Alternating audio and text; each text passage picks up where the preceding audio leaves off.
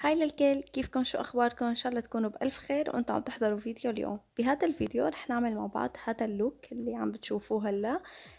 سهل بسيط. بس فيه هيك حركة خفيفة إنه بدل هايلايتر حاطة لون أصفر ببداية العين، وطلع كتير حلو معه. حسيت بالنسبة لإلي، طبعا أنتم خبروني إذا حبيتوا أو لا.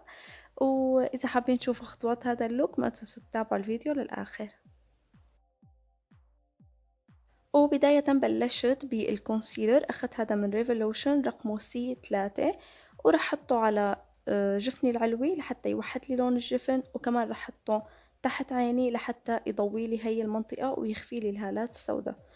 وراح طبطب عليه ببيوتي بلندر مرطبة بالمي.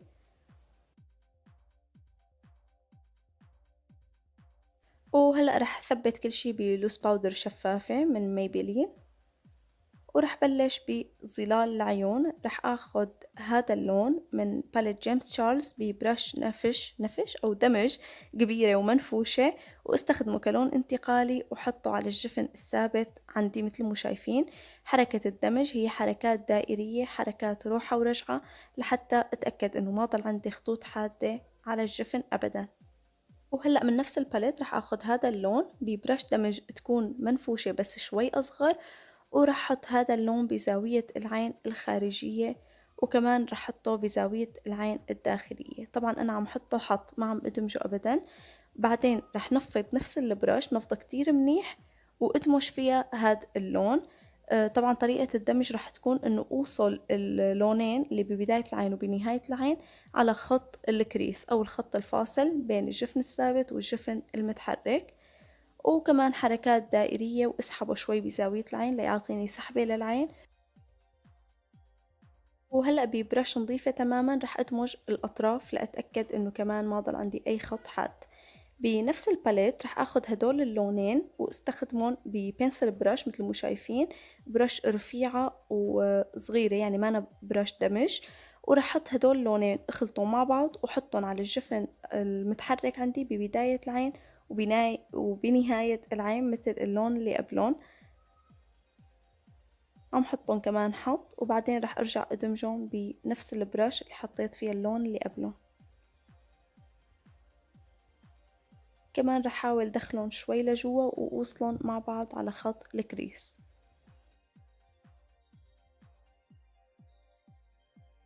واكيد بنهاية العين ادمج لبرا شوي لحتى يعطيني سحبة للعين. هي الحركة كتير مهمة خصوصا للي عيونهم شوي مدورة. هلا رح اخد هاي البراش من مورفي رقمها M213، وبهي البراش رح اخد الكونسيلر وحطه بس على منتصف العين. وهلأ رح بنفس البراش اخد هذا اللون الشمري وحطه على المكان اللي حطيت عليه اللون، او مو اللون اللي حطيت عليه الكونسيلر، ورح طبطبه طبطبة للون الشمر. وهلأ رح ارجع اخد من اللون الغامق اللي حطيته على اطراف العين ودخله شوي على اللون الشمري لحتى ما يضل فيه خطوط للون الشمري ويبينوا متداخلين ومندمجين ببعض بطريقة احلى وافضل.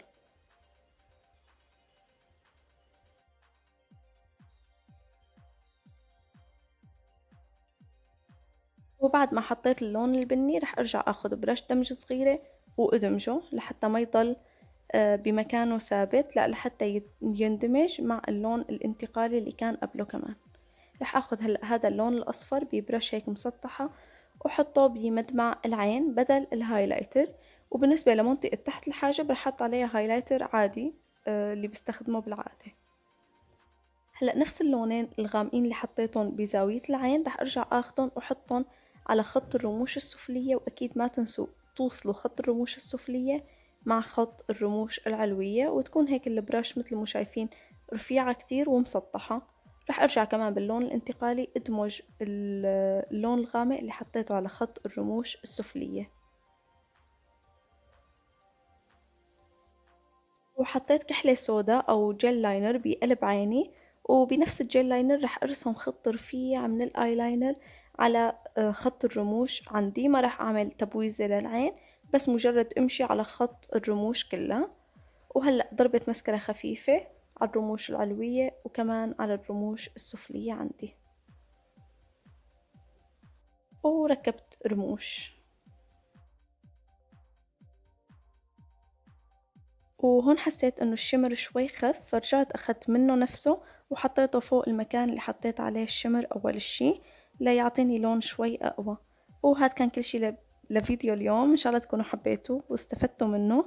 اذا حبيتوه واستفدتوا منه ما تنسوا تدعموني باللايك، واكيد تشاركوه مع رفقاتكم لحتى هن كمان يستفيدوا. وانا ان شاء الله بشوفكم بفيديو جديد. باي.